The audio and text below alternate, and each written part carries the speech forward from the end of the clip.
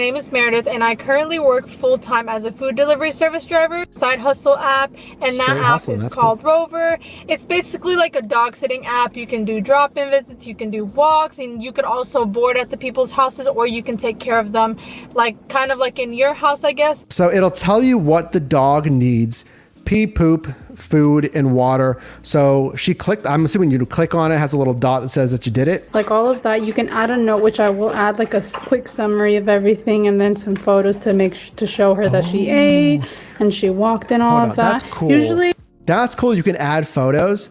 That makes it more personable, I feel. Like if someone's watching your dog, it's not only confirmation, like, look, like the dog's eating, the dog's drinking, here we are outside. But it's like nice, like, oh, my dog's okay. My dog's safe, that the dog seems happy, that they're getting the stimulus that they need. Delmar Dog, that's a good profile to comment, right? You set your own rates.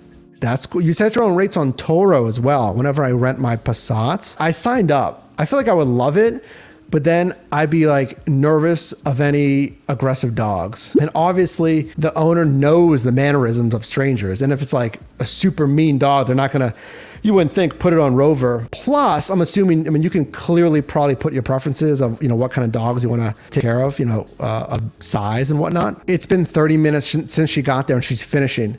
So a 30-minute appointment, if you're doing $30 for an appointment, you can make $60 an hour. And I think $30 for an appointment, that seems pretty reasonable. I mean, don't down price.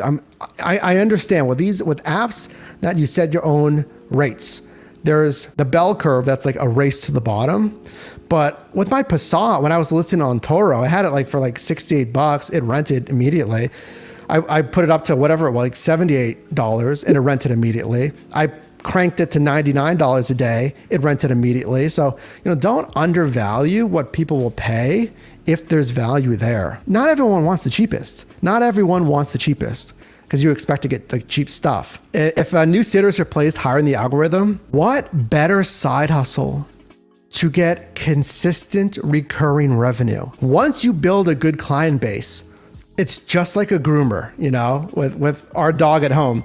It's just like a groomer. It's just like your own barber. It's just like anything else that you have a consistent person that you use.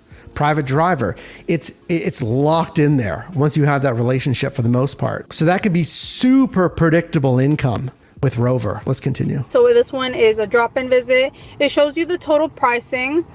And if it loads, I will go into detail for that anytime now. Okay, so like I said, it showed you what services you wanted, and the dog's name is Macy. There it is. 5 visits at $15 a visit. Ugh. So 5 visits at $15 a visit is $75. But how long is the visit? It was 30 minutes. And we saw that in the last screen. So 2.5 hours, 75 divided by 2.5 hours. Okay, that's $30 an hour, but there's transit time every single time. And if she's driving to the one spot twice a day, like we saw, and then she drove back here 3 times a day for the other job, you're driving around all the time. So the best way to do this stuff is to have close customers throughout the day. So you're daisy chaining. So I'd go to house A. Ideally, I'd drive to house B, which shouldn't be far away, hopefully not. And then maybe I'd go to house C, and then I come back to house A later in the day, and I rinse and repeat for as much as I can.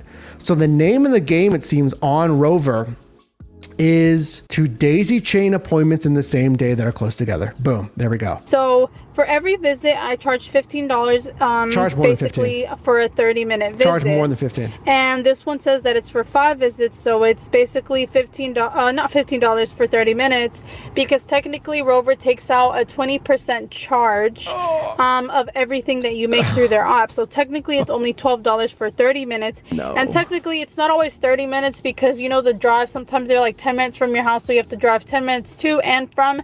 So this one I got really lucky since he is really down the street from me, but it basically shows you the total. And for this pricing, which I will show you if I know how to explain everything, Basically, I'm gonna raise my prices for the visit because raise your prices. $12 for 30 minutes Yes. isn't that good, especially when you're wasting gas to going to their house and all that stuff. But yeah, total for 75. Yeah, she's just way too low on margin.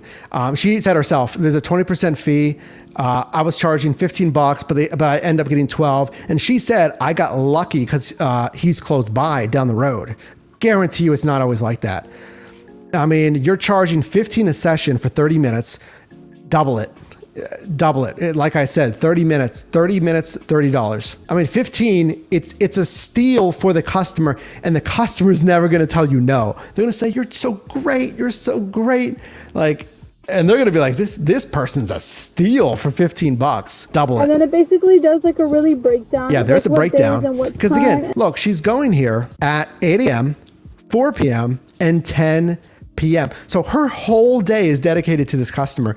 8 a.m. in the morning, and then she has to go back there at 10 p.m. at night, and then 4 p.m. in the middle.